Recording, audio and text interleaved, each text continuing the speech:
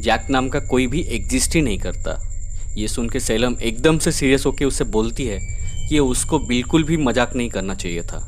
उसने पहले से ही बोला था कि स्पिरिट्स को डिसरेस्पेक्ट नहीं करना चाहिए। एक्चुअली गाइज हुआ ये था कि जेमा ने जो कहानी सुनाई थी उस कहानी के हिसाब से जैक एक स्पिरिट था। बट आज वी नो कि जैक नाम का कोई एग्जिस्ट ही नहीं करता, तो जेमा ने एक फॉल्स आइडेंटिटी क्रिएट करती थी, लाइक ए मास्क, जिसको कोई भी स्पिरिट पहन के आ सकता है। फिर सेलिन बोलती है अगर हम लोग लकी हुए तो ये कोई नॉर्मल सा स्पिरिट हो सकता है। कैरोलाइन सेलिन से पूछती है अगर हम लोग लकी नहीं हुए तो?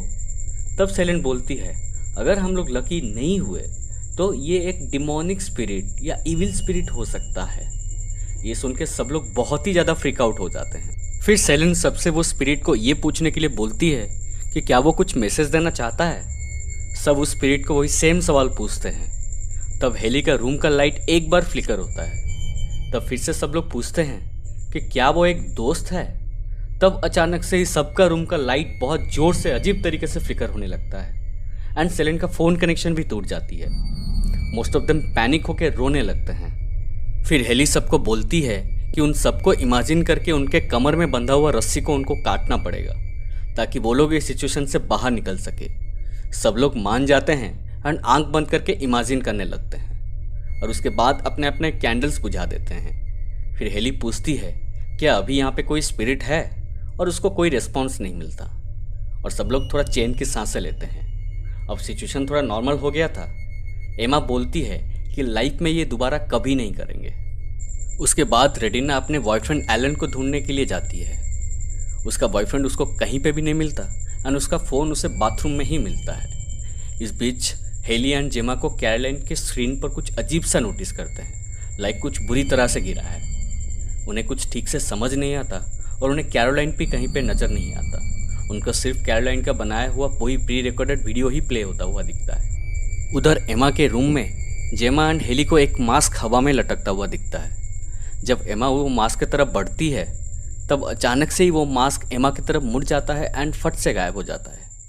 एमा किचन की तरफ भागती है एंड आटा का एक पैकेट लेके नीचे आटा फेंकती है एंड 2 फुटस्टेप्स को उसकी तरफ बढ़ते हुए देख पाती है। वो स्पिरिट एमा के ऊपर अटैक कर देती है एंड उसको उठा के ज़मीन में फेंक देता है। एमा डर के उठ के भागती है एंड रूम में जाके एक ब्लैंकेट के नीचे छुप जाती है। तब गलती से उसका फेस फिल्टर भी ऑन हो जाता है एंड ये सब सिचुएशन को और भी डरावना बना रहा था।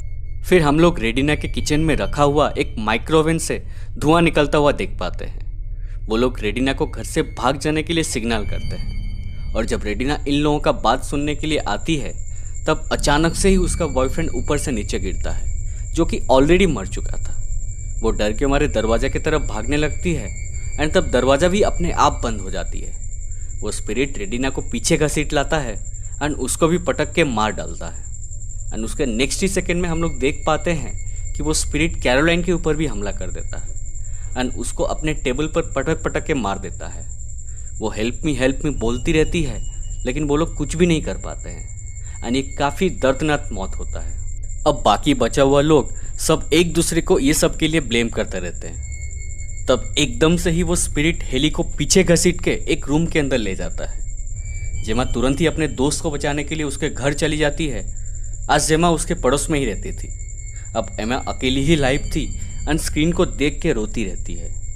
तब टेडी अचानक से लाइव आ जाता है एंड एमा को पूछता है कि बाकी सब लोग कहाँ हैं। एमा उसको बार बार मीटिंग से चले जाने के लिए बोलती है बट टेडी को कुछ समझ नहीं आता और अब टेडी का घर का करंट भी चला जाता है। जब वो चेक करने जाता है तब वो स्पिरिट वहाँ पे भी आके उसको डराने लगता है। अब हम भाग के घर के बाहर चला जाता है। अब वो स्पिरिट टेडी के गर्लफ्रेंड जेनी जो कि बाहर थी उसको हवा में उठा लेता है एंड उसका गला तोड़ के उसे पूल में फेंक देता है। टेडी ये सब देख के डर के गैरेज में छुप जाता है और हम व्यूअर्स देख पाते हैं कि वो गैरेज में एक फांसी का फंदा लगा हुआ था। मतलब ये स्पिरिट अब टेडी को भी जिंदा नहीं छोड़ेगा। टेडी एक टॉर्च लेकर आगे जाने लगता है बट उसका टॉर्च का ग्लास भी फट जाता है। वो एक लाइटर की मदद से आगे बढ़ने लगता है बट तब टेडी को अपना वो क्रीपी म्यूजिक बॉक्स नीचे पड़ा हुआ मिलता है। जब वो उसके पास जाता है तब अचानक से ही वो स्पिरिट टेडी के ऊपर हमला कर देता है एंड उसे बेहोश कर देता है।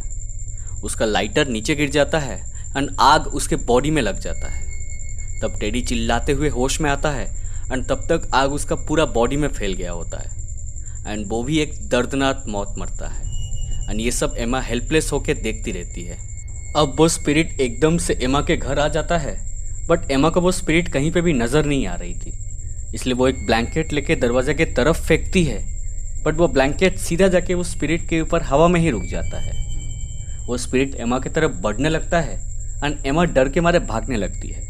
वो इतनी ज़्यादा डरी हुई थी कि वो भागते भागते अपने बिल्डिंग से नीचे गिर जाती है एंड नीचे रखा हुआ एक टेबल से टकरा जाती है एंड उसका भी वहीं पे भी मौत हो जाती है।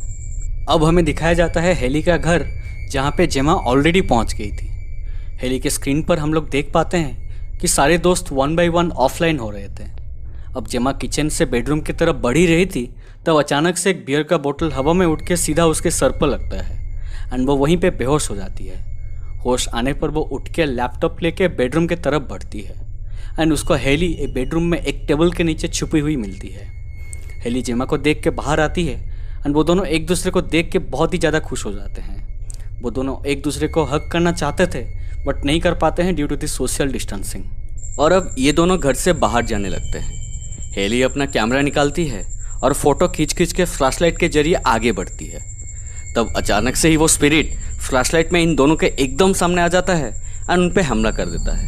लैपटॉप के स्क्रीन में हम लोग देख पाते हैं कि मीटिंग भी एंड हो गया था। इसके साथ मूवी भी यहीं पे ख़त्म हो जाती।